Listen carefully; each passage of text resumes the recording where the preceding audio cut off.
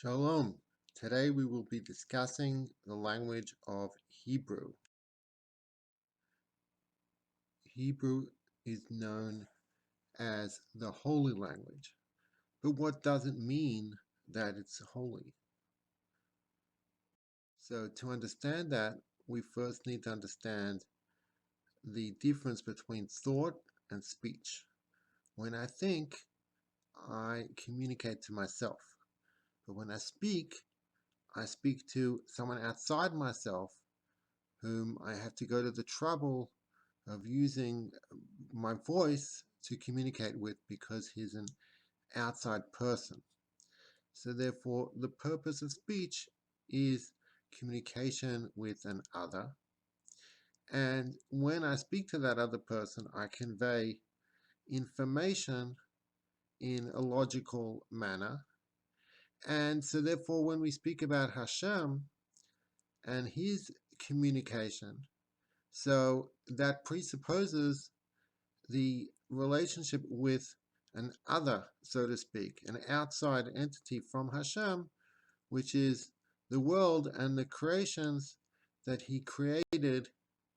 And when he speaks, therefore, he communicates with the beings that he created. And Hashem reveals his wisdom and his will to us through the Torah, and the Torah is communicated to us in the language of Hebrew, both the written Torah and also the teachings of the sages, the Chachamim, known as the oral Torah. Now, the second way that Hashem communicates through the Torah is that, in fact, Hashem uses the Torah to create the world. Not only did he create the world originally through the tool of the Hebrew language and the Aleph base, the Hebrew letters, but he constantly recreates the world through the Hebrew letters. And this is the meaning of what the Zohar says, famously, that Hashem looked into the Torah and he created the world, which means that he uses the letters of the Aleph base that are written in the Torah, and with them he created and he creates the world. Okay, let's go through the letters of the Aleph base. First we have Aleph, and then base, and vase. Base and vase are essentially the same letter, except that the base is written in a form with a dogesh, with an emphasis, and the vase is without one. Then we have the Gimel, then the Daled, Hey, and the Vav, Zayin, Ches, Tes, Yud, and the Kof and the Chof. The Kof again is emphasized. It has the dot in the middle, whereas the Chof is silent. It's lacking that emphasis. Then we have the long or final Chof, which is that when certain letters appear at the end of a word, they take on a different form. And there are 5 letters in the Aleph base like this. That's the first. Then we have the Lamed, the Mem, and here we have the final Mem for when the Mem appears at the end of a word.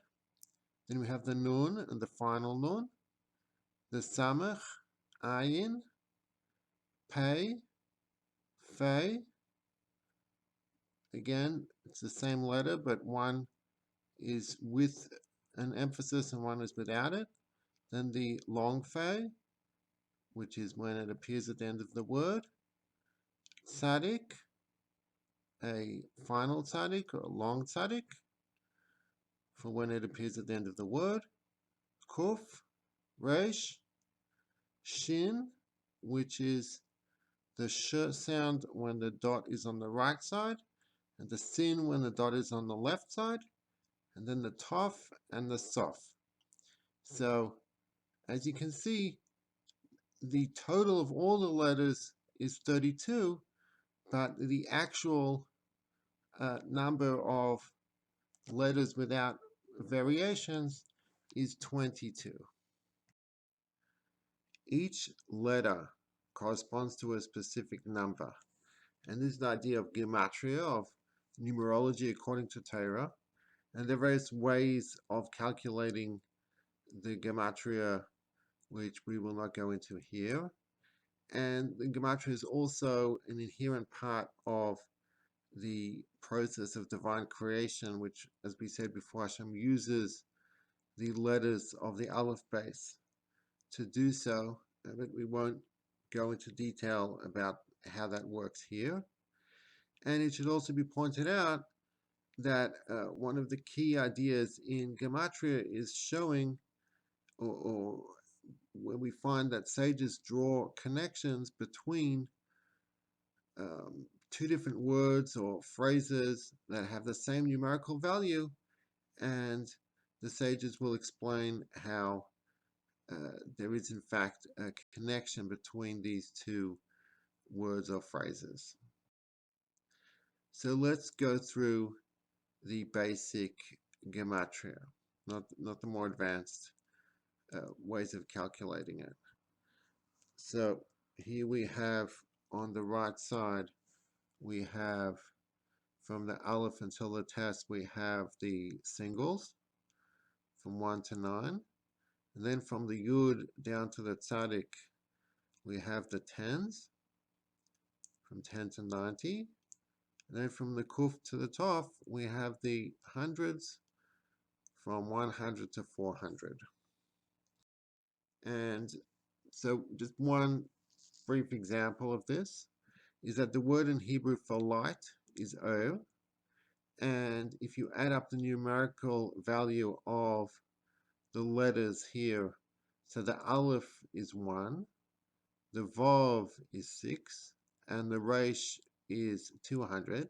So that's altogether, O has a numerical value of 207. And we also find that the word for secret, Hebrew, has the same numerical value. The Resh is 200, and the Zayin is 7. So that's altogether 207.